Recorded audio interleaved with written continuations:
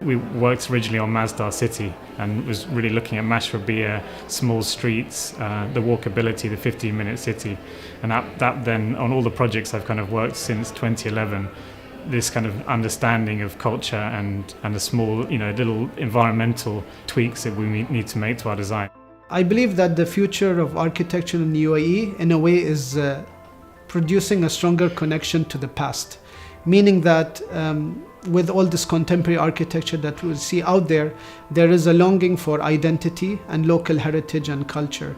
And it's really drawing us back to look at the works that we have seen in the 60s and 70s, which actually looked at how to merge modernism with local heritage and local culture.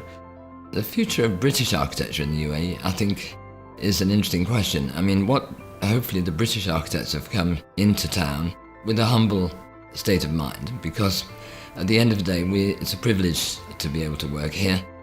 The fact that we had this long connection with the region, throughout the war, etc., gave us a bit of a head start, and people trusted the British, which was great. But I think that humility has to remain, and that we can't come in and say, oh, this is what you should do and this is what you have to do.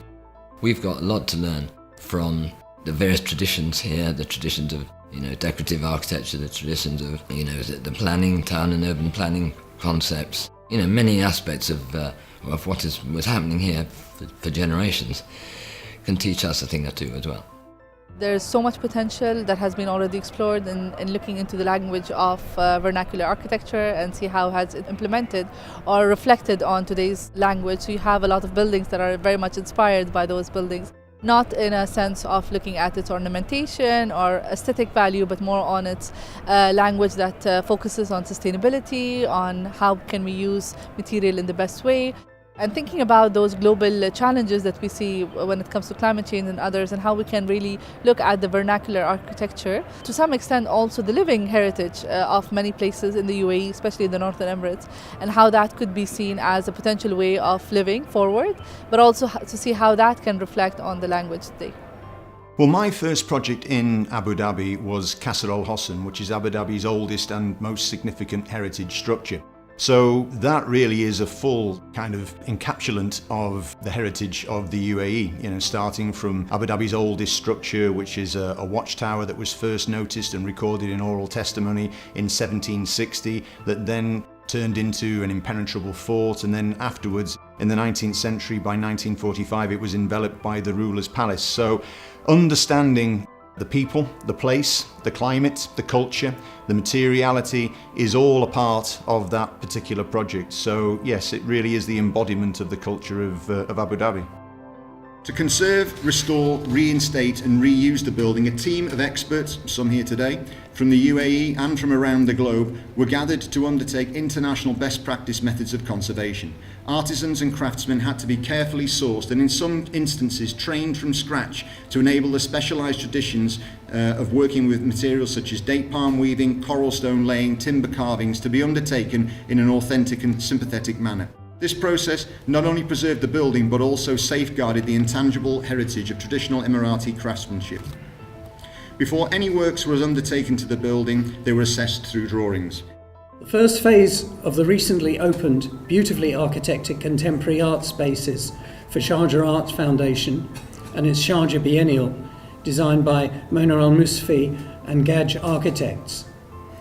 This offers a series of contemporary pavilions tracing the footprints of the traditional houses in the area in a contemporary language entirely sympathetic to historic context. I think they set a real model for how you deal with new architecture in sensitive heritage areas. Here we see then contemporary architecture inserted into fragile historic fabric in a completely harmonious and seamless blend. I'm involved in currently actually a project that the project brief was, how do you capture an Emirati sense of place?